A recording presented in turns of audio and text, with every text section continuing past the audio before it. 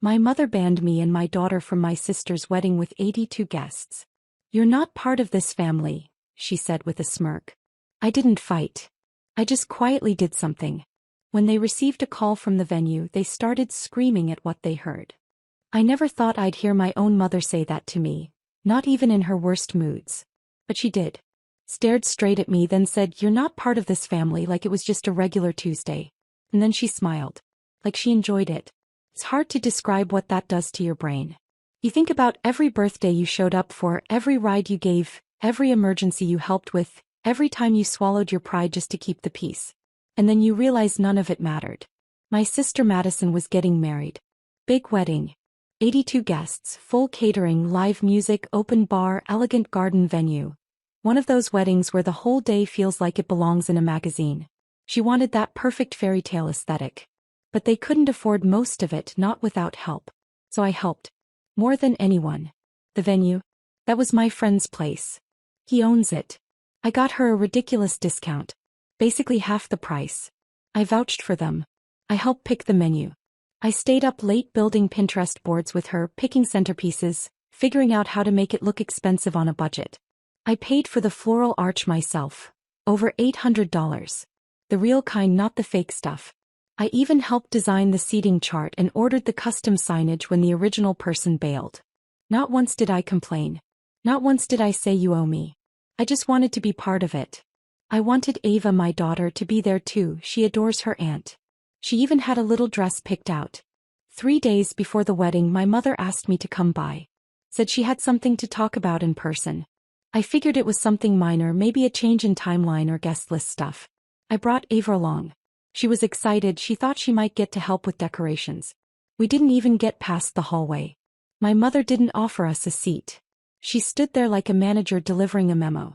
She told me that after talking things over, Madison had decided it would be better if I didn't attend the wedding. That it was a delicate time, and they wanted the focus on love and positivity. Then she added, almost like a joke, that Ava wouldn't be coming either. No kids from my side. I stood there, frozen, trying to process it. I asked what I did wrong. She didn't flinch. Said it wasn't about anything specific. Just that I had drifted from the family and this was just natural. Then she said it. "You're not part of this family." Like that. And she smiled. A slow, smug little smile. Like she had waited a long time to say it. I didn't argue. I didn't cry. I didn't throw anything or demand explanations. I walked out. Ava didn't understand. He kept asking what was wrong. I couldn't answer her. I sat in the car for 10 minutes after we got home. Not moving. Not thinking. Just sitting. And then I picked up the phone. I called the venue. My friend answered. He could tell something was off. I told him everything. Not the dramatized version, just the facts. He asked me if I wanted him to do something. I didn't say yes. I didn't say no. I just paused. And he said, "Scarlett, just say the word." That was Thursday. The wedding was on Sunday. Invitations were sent. Guests were in town. Dress rehearsals done. Everything set. And then at 10:47 a.m. on the day of the wedding, just as the florist was unloading the final arrangements, my sister got the call. The venue was no longer available. No explanation. No backup plan. No time. He started screaming. I wasn't sitting by the phone waiting. I wasn't refreshing social media or pacing around like I thought I'd be. Instead, I was helping Ava pack a small suitcase. We were going away for a few days, just the two of us. Somewhere quiet. I'd already booked the hotel. My phone was on silent, but it started buzzing nonstop around 11. First Madison. Then my mother. Then a couple of unknown numbers I assumed were from the bridal party or someone at the venue. I didn't answer any of them. I knew what it was about. The wedding was scheduled for 2 p.m. Guests had started arriving at the venue by 10:30. I pictured the chaos in my head. People dressed to the nines wandering around the parking lot while staff tried to explain that the wedding they were expecting didn't exist in the system anymore. Chairs not set up. No music playing. Just confusion. And Madison? She was probably in her hair and makeup chair when the call came in. It wasn't just a cancellation. The venue technically had no record of a paid, confirmed booking for that day. My friend had wiped it clean. Everything they'd done. Walkthroughs, menu confirmations, even the seating layout. was gone from their system. Like it had never existed. My name had been on the agreement. And when I pulled out, everything unraveled. That's when the screaming started, apparently. She called my phone over a dozen times in the next hour. Then the texts started pouring in. What the hell did you do? Fix this. Right now. You're sick. You're effing evil. Mom says this is your fault. I read each one quietly. No emotion. I'd already gone through the anger. This wasn't rage. This was clarity. By noon, the venue had made it official. No wedding would be held there. No access to the property. No setup allowed. The restaurant inside was open for regular customers that day. Brunch crowd, nothing fancy. They offered no refund because there had never been a payment under Madison's name. The only transaction had been mine and I had cancelled it. They tried everything. Begged the staff. Offered to pay on the spot. But it was too late. The venue was fully booked again. My friend had filled the slot the moment I gave the word. What made it worse, for them at least, was how far along everything had already gotten. The guests had flown in. Hotels were full. The photographer was ready, and the makeup artist had already finished with half the bridal party. But there was nowhere to go. Nowhere to hold the ceremony. They scrambled to find another location, but you don't book a high-end wedding on 3 hours' notice. Especially not on a Sunday in the middle of peak season. They ended up calling a friend of a friend who had a big backyard. No decorations. No flowers. No music. Half the guests didn't even make it to the backup location in time. No seating chart, no catering, just some warm grocery store sandwiches and a cheap sheet cake someone rushed to buy. I didn't go, of course. I wasn't invited. But I heard everything. Word travels fast when drama is involved. A few people who had been close to me texted photos from the backup location. It looked like a sad family reunion, not a wedding. I got one more message from Madison that night. You ruined my life. I didn't respond. Instead, I zipped up Ava's suitcase, grabbed our bags and drove us to the airport. First-class seats. I figured we deserved it. The money I was originally going to give her as a wedding gift? I spent it on a week-long vacation with my daughter. Sun, sand and silence. Best decision I ever made. I posted nothing. Said nothing. Ignored every call, every message, every backhanded comment through mutual friends. I let them sit with it. By the third day of our trip they started trying a different tone. My mother called again. This time she didn't hang up right away. Left a voicemail. Said I had made my point, and that Madison was hurting. She didn't apologize, not really. Just said things had gotten out of hand. That maybe Ava and I could have come, but it was too late to change anything now. The part that made me laugh was how she tried to make it sound like she had nothing to do with it. Like it had all been Madison's idea. She said, you know how she gets under pressure. As if that excused banning your sister and niece from your wedding days before it happened. That same night, I got a text from one of my cousins who had been at the wedding. She said it was a disaster. Half the guests left before the makeshift vows even happened. There were no chairs, no mic and no actual ceremony setup. Just the bride and groom awkwardly standing in front of a hedge while someone read off a phone. The photographer left early. Said it wasn't what he had agreed to shoot. There wasn't even a first dance. No music. No timeline. Just chaos. They tried to spin it afterward, of course.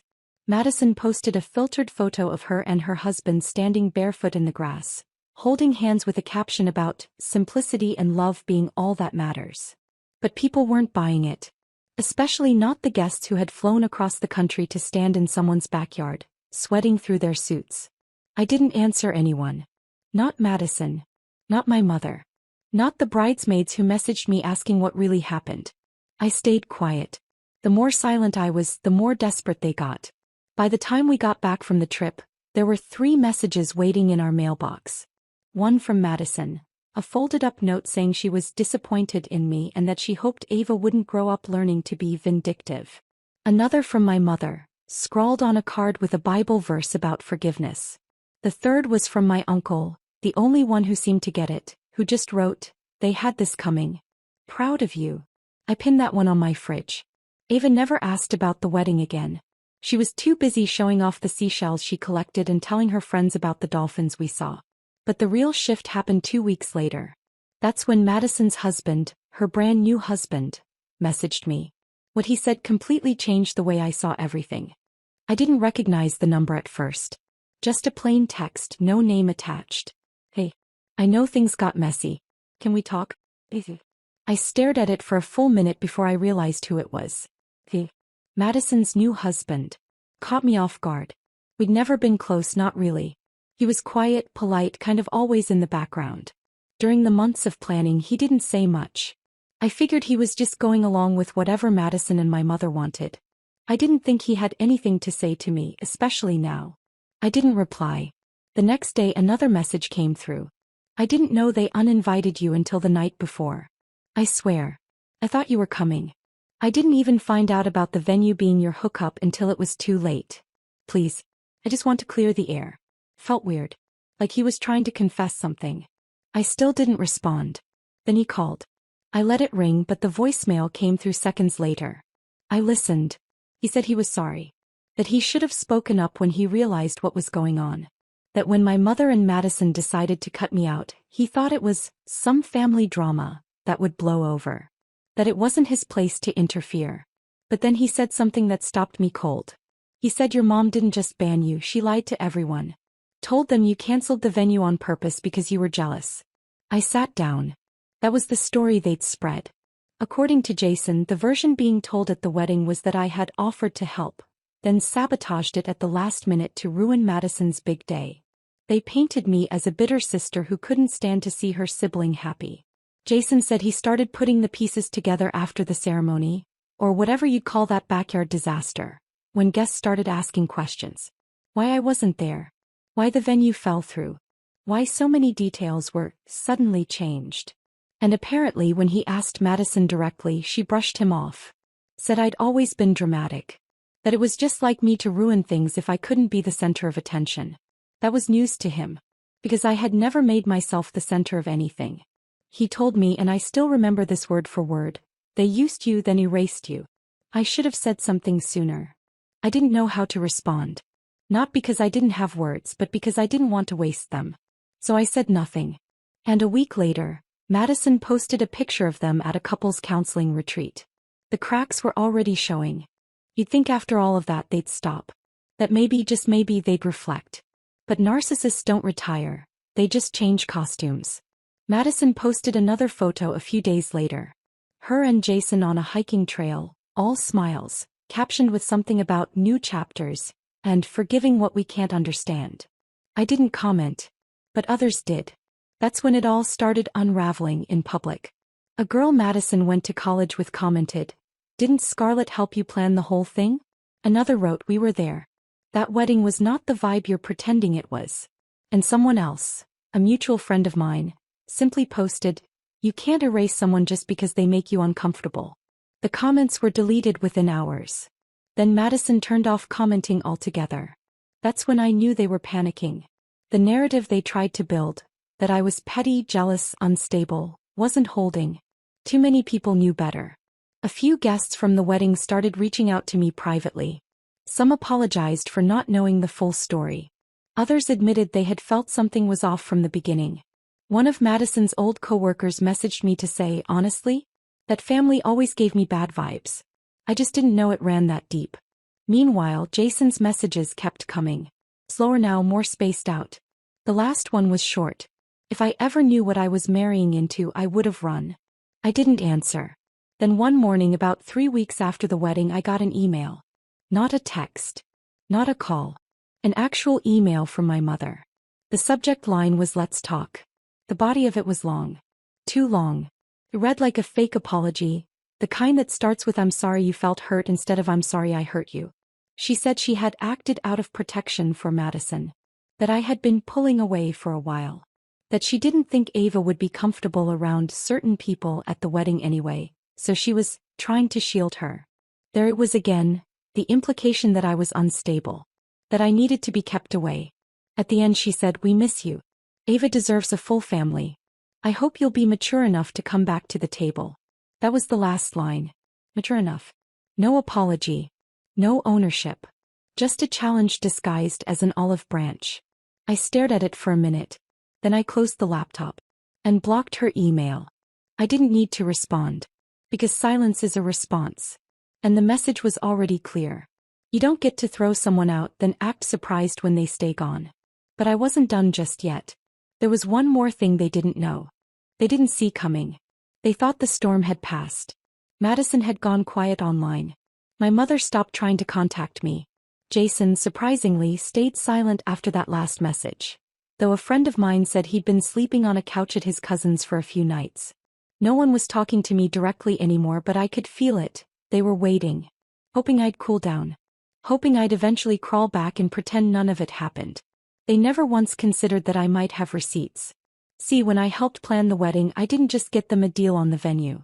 I handled invoices, emails, confirmations, all in my name, including a private email thread with the photographer Madison had really wanted.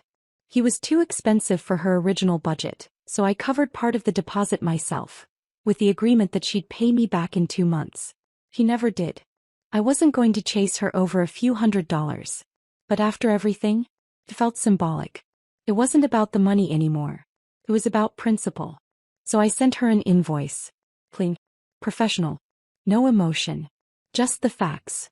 Reimbursement for the partial photography deposit, plus the decor expenses she had agreed to split. I included copies of her own texts confirming the plan. I CC'd Jason. She didn't respond. But Jason did. He wrote, "I'll take care of it. I'm sorry." 3 days later, the full amount hit my account. From his name, not hers. That should have been the end of it. But it wasn't. Because just a week after that, I got a message from the venue owner. My friend. He'd been contacted by another bride-to-be who was referred by Madison. Apparently, Madison had given out the venue's name as if she still had pull there. As if she could secure discounts for friends. She'd even promised one of them VIP treatment if they dropped her name during booking. My friend was confused. He asked if I was okay with that. If I wanted him to honor it. I told him no. I told him exactly what happened. Every detail. He thanked me. And then he blacklisted her. That was the real ending. Quiet. Unannounced. No fireworks. Just a door closing that would never reopen. Eva and I moved on. We started new traditions. We spent the holidays with people who showed up for us without being asked. People who didn't pretend blood excuses cruelty. And sometimes, not often but sometimes, Ava would ask about her aunt. I just say some people teach us how to love. Others teach us how to leave. She never asked twice.